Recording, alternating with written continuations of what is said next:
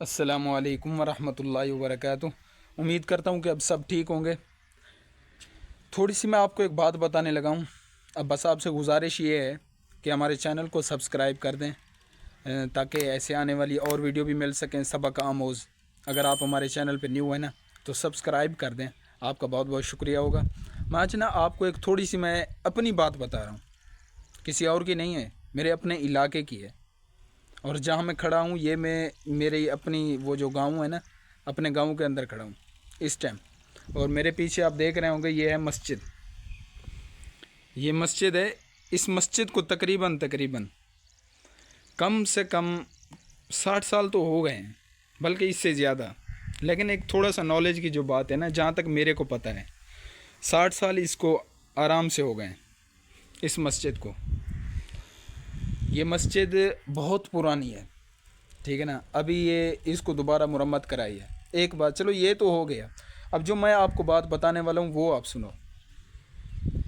ये आप सामने पूरा हमारा गांव है, ये वाला, ये टोटल, ये सामने कब्रिस्तान है, वो उस साइड पे, उस घर से लेके वो जो घर नज़र आ रहा है उस घर से लेके आगे तक सब हमारे इलाके हैं। तकरीबन इसके अंदर कोई 300 से 400 घर हैं और उसके अंदर सिर्फ ये मस्जिद है इन पूरे गांव के अंदर।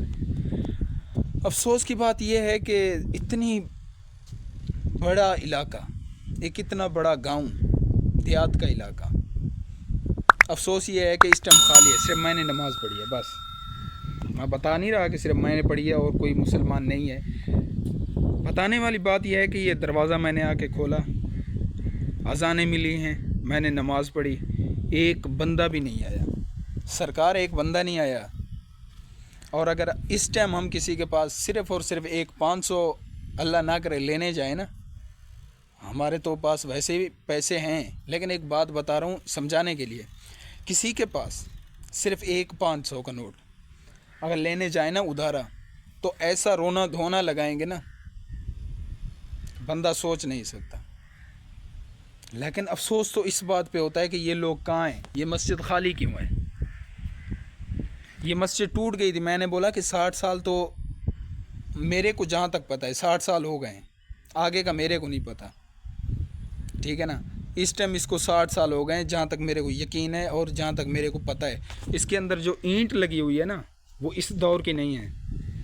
ये तकरीबन मेरे ख़याल के अंदर 1900 के अंदर ये मस्जिद बनी थी, 1951 में 52 में इस तरह बनी थी। इसके अंदर जो ईंट लगी हुई है वो पुराने ज़माने की है और इसको दोबारा कलर करवाया है, इसकी छत नहीं डलवाई है, सब कुछ किसने करवाया है?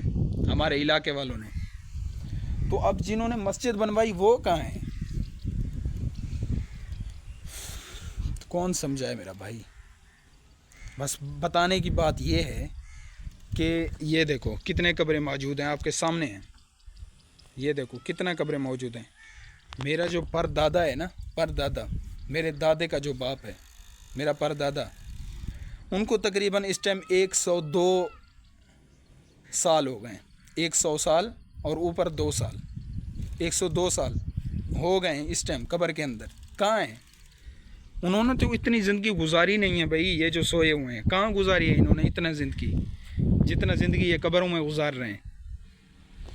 तो ये बात हमारे को पता क्यों नहीं चलती, अकल के अंधों को?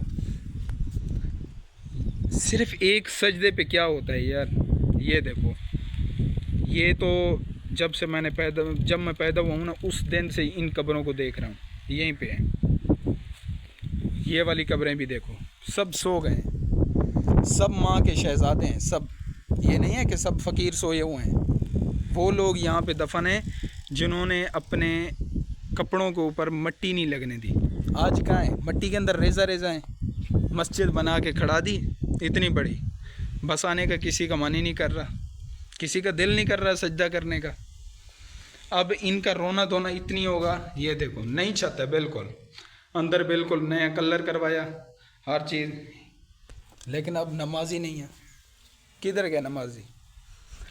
बस अल्लाह माफ़ करे, हाल तो हमारा बहुत बुरा है।